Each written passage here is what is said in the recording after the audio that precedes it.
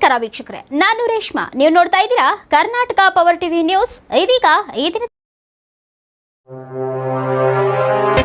ಯಳಂದೂರು ಪಟ್ಟಣದ ಅಂಬೇಡ್ಕರ್ ಭವನದಲ್ಲಿ ಜಿಲ್ಲಾ ಪಂಚಾಯಿತಿ, ಚಾಮರಾಜನಗರ ಶಾಲಾ ಶಿಕ್ಷಣ ಇಲಾಖೆ, ಕ್ಷೇತ್ರ ಶಿಕ್ಷಣಾಧಿಕಾರಿಗಳ ಕಚೇರಿ ಯಳಂದೂರು ವತಿಯಿಂದ ಶಿಕ್ಷಕರ ದಿನಾಚರಣೆಯನ್ನು ಹಮ್ಮಿಕೊಳ್ಳಲಾಯಿತು. ಕಾರ್ಯಕ್ರಮವನ್ನು ಶಾಸಕ ಎ.ಆರ್. ಕೃಷ್ಣಮೂರ್ತಿರವರು ಉದ್ಘಾಟನೆ ಮಾಡಿ ಮಾತನಾಡಿದರು.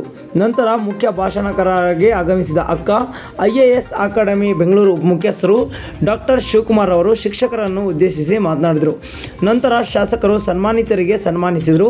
ಸಂಘದ ವತಿಯಿಂದ ಶಾಸಕರಿಗೆ ಸನ್ಮಾನಿಸಿ ನೆನಪಿನ ಕಾಣಿಕೆ ನೀಡಿ ಗೌರವ ಸಮರ್ಪಣೆ ಮಾಡಿದರು. ಈ ಸಂದರ್ಭದಲ್ಲಿ ಕ್ಷೇತ್ರ ಶಿಕ್ಷಣಾಧಿಕಾರಿಗಳು ಮಾರಯ್ಯ, BRC ನಂಜುಂಡಯ್ಯ, ಅಧ್ಯಕ್ಷರು ಸೋಮಣ್ಣ, YM ಮಂಜುನಾಥ್, ಅಮ್ಮನಪುರ ಮಹೇಶ್, ಸಲೀನಾ, ಗೋವಿಂದರಾಜು, ನಂಜಯ್ಯ, ನಂಜುಂಡಸ್ವಾಮಿ ಹಾಗೂ ಕರ್ನಾಟಕ ರಾಜ್ಯ ಸರ್ಕಾರಿ ನೌಕರರ ಸಂಘ, ಎಲ್ಲ ಶಿಕ್ಷಕರ ಸಂಘಗಳು, ಲಿಪಿಕ ನೌಕರರ ಸಂಘ, ಬೋಧಕ ಬೋಧಕೇತರ ಸಿಬ್ಬಂದಿ ವರ್ಗ ಮತ್ತು ಪಟ್ಟಣ ಪಂಚಾಯಿತಿ, ಗ್ರಾಮ ಪಂಚಾಯಿತಿ ಹಾಗೂ ವಿವಿಧ ಸಂಘ ಸಂಸ್ಥೆಯ ಅಧ್ಯಕ್ಷರು, ಉಪಾಧ್ಯಕ್ಷರು ಮತ್ತು ಪದಾಧಿಕಾರಿಗಳು ಈ ಸಂದರ್ಭದಲ್ಲಿ ಉಪಸ್ಥಿತರಿದ್ದರು. ವರದಿಗಾರರು ಮಣಿಕಂಠ ನಾಯಕ್, ಚಾಮರಾಜನಗರ.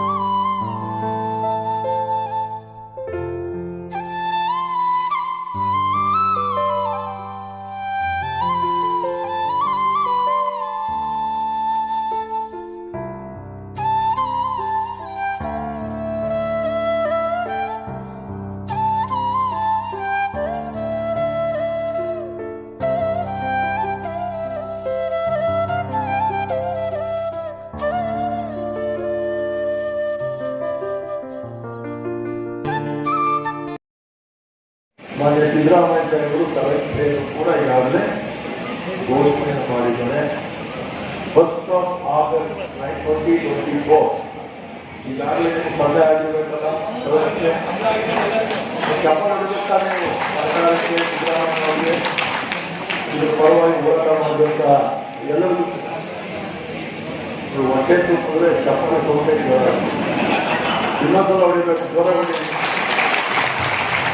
ಸದಸ್ಯರ ಹೋರಾಟ ಮಕ್ಕಳು ಬಹಳ ವರ್ಷಗಳ ಹೋರಾಟ.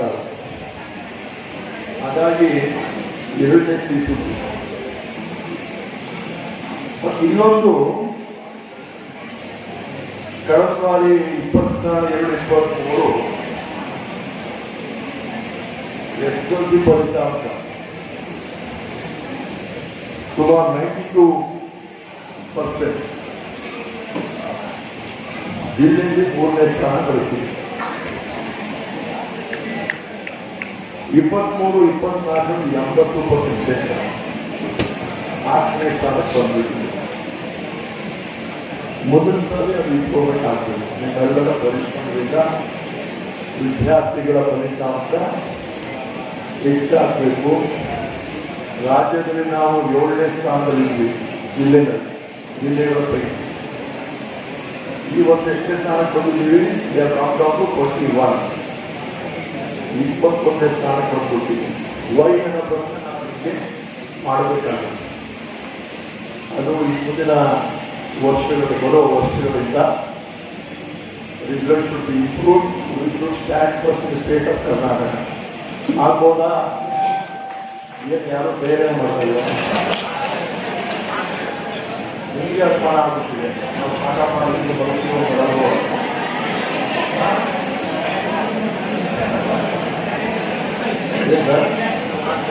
ಮಾಡ್ತೀಯ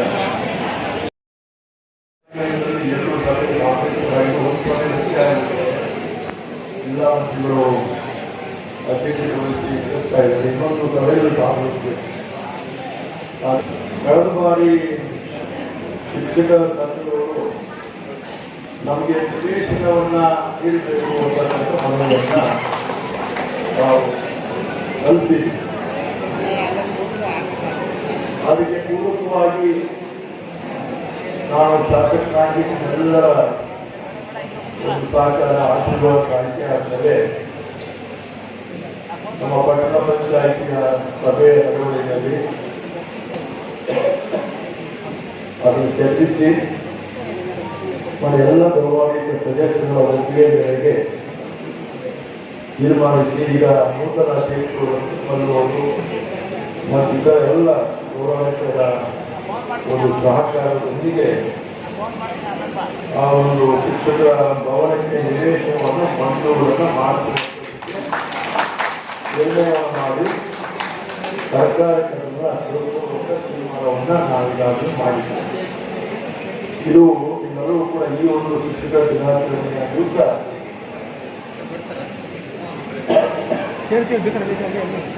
ಶುಭ ಸಂದೇಶ ಒಂದು ಉಡುಗೊರೆಯನ್ನು ಕಾಣಿಸಲು ಅದರ ಭೂಮಿ ಪೂಜೆಯನ್ನು ನಿಮ್ಮೆಲ್ಲರ ಸಹಕಾರದಿಂದ ಆ ಆದೇಶ ಸುದ್ದಿ ಬಂದ ಮೇಲೆ ನಿಮ್ಮೆಲ್ಲರ ಸಮ್ಮುಖದಲ್ಲಿ ಯಾವತ್ತು ಶಿಕ್ಷಕರ ಭವನದ ಭೂಮಿ ಪೂಜೆಯನ್ನು ಕೂಡ ನಾನು ಮಾಡುವಂತನಾಗ್ತೇನೆ ಅಂತಕ್ಕಂಥ ಮಾತನ್ನು ಈ ಸಂದರ್ಭದಲ್ಲಿ ವ್ಯಕ್ತಪಡಿಸಿ, ಇವತ್ತು 5ನೇ ತಾರೀಕು ನಡೆಯಬೇಕಾಗಿದ್ದಂಥ ಒಪ್ಪಂದದಿಂದ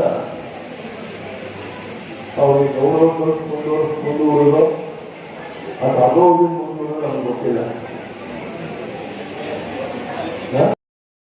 ಸಾವಿತ್ರಿಬಾಯಿ ಫುಲೆಯವರ ಒಂದು ಭಾವಚಿತ್ರದ ಅಡಿಯಲ್ಲಿ ಶಿಕ್ಷಕರ ದಿನಾಚರಣೆ ಕಾರ್ಯಕ್ರಮ ನಡೀತಾ ಇದೆ.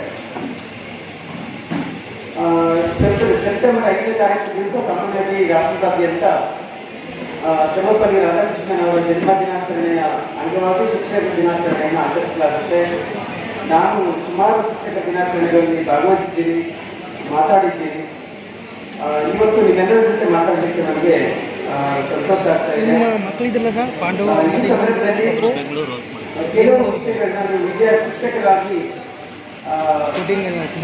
ಗಮನಿಸಬೇಕಾದಂಥ ವಿಷಯಗಳನ್ನ ನಾನು ಮಾತಾಡ್ತೀನಿ. ನಾನು ಕೂಡ ಒಬ್ಬ ಶಿಕ್ಷಕನೇ. ಸುಮಾರು 2011 ನಾನು ದಿಲ್ಲಿ, ಬೆಂಗಳೂರು ಮತ್ತು ಹೈದರಾಬಾದ್ UPSC ಓದುವಂಥ ವಿದ್ಯಾರ್ಥಿಗಳಿಗೆ, ಅಂದರೆ IAS ಎಕ್ಸಾಮ್ ಓದುವಂಥ ವಿದ್ಯಾರ್ಥಿಗಳಿಗೆ ಮತ್ತು IAS ಎಕ್ಸಾಮ್ ಓದುವಂಥ ವಿದ್ಯಾರ್ಥಿಗಳಿಗೆ ಒಬ್ಬ ತರಬೇತಿದಾರನಾಗಿ ಕೆಲಸ ಮಾಡ್ತಾ ಇದ್ವಿ. ಹಾಗಾಗಿ ನಾನು ಟೀಚರೇ, ನೀವು ಟೀಚರೇ. ಆ ರೀತಿಯಲ್ಲಿ ನೀವು ನನ್ನ ಮಾತನ್ನು ತಗೋಬೇಕು ಅಂತ ನಾನು ಹೇಳ್ತಾ, ಸರ್ವಪಲ್ಲಿ ರಾಧಾಕೃಷ್ಣನ್ ಅವರು ತಮಗೆ ಗೊತ್ತಿರೋ ಹಾಗೆ ಅವರು ಫಿಲಾಸಫರ್, ಬಹಳ ದೊಡ್ಡ ಫಿಲಾಸಫರ್. ಭಾರತೀಯ ತತ್ವಜ್ಞಾನಕ್ಕೆ ಅವರ ಕೊಡುಗೆ ಬಹಳ ದೊಡ್ಡದಿದೆ. ಅವರು ಮೈಸೂರು ವಿಶ್ವವಿದ್ಯಾನಿಲಯದ ಆರಂಭದ ದಿನಗಳಲ್ಲಿ ಇಲ್ಲೇ ಮೈಸೂರಿನಲ್ಲೇ ತತ್ವಶಾಸ್ತ್ರದ ಪ್ರಾಧ್ಯಾಪಕರಾಗಿ ಕೆಲಸ ಮಾಡಿದಂಥವರು, ಅಪಾರವಾದಂಥ ಜನರ, ಶಿಕ್ಷಕರ, ವಿದ್ಯಾರ್ಥಿಗಳ ಮೆಚ್ಚುಗೆಗೆ ಪಾತ್ರರಾದಂಥವರು ಮತ್ತು ಹೆಚ್ಚು ಭಾರತದಾದ್ಯಂತ ಜನಪ್ರಿಯರಾದಂಥವರು. ಅವರ ಒಂದು ನೆನಪಿನಲ್ಲಿ ಮತ್ತು ಹಾಗೆ ಮಾತೆ ಸಾವಿತ್ರಿಬಾಯಿ ಫುಲೆ ಅವರ ನೆನಪಿನಲ್ಲಿ ನೀವು ಕಾರ್ಯಕ್ರಮ ಮಾಡ್ತಾ ಇದ್ದೀರಾ. ಸಾವಿತ್ರಿಬಾಯಿ ಫುಲೆ ಅವರ ಬಗ್ಗೆ ನಿಮಗೆ ಸುಮಾರು ಜನರಿಗೆ ಗೊತ್ತಿರ್ಬೋದು, ಸುಮಾರು ಜನರಿಗೆ ಗೊತ್ತಿಲ್ಲದೆ ಇರ್ಬೋದು. ಹಾಗಾಗಿ ಒಂದು 2-3 ನಿಮಿಷ ಅವರ ಬಗ್ಗೆ ನಾನು ಬ್ರೀಫ್ ಮಾಡೋಕ್ಕೆ ಇಷ್ಟಪಡ್ತೀನಿ. ನಿಮಗೆ ಏನ್ಷಿಯಂಟ್ ಇಂಡಿಯಾದಲ್ಲಿ, ಪ್ರಾಚೀನ ಭಾರತದಲ್ಲಿ ಎಜುಕೇಶನ್ ಅಂತಕ್ಕಂಥದ್ದು ಸರ್ಕಾರದ ಕೈಯಲ್ಲಿ ಇರಲಿಲ್ಲ. ನೀವು ಸುಮಾರು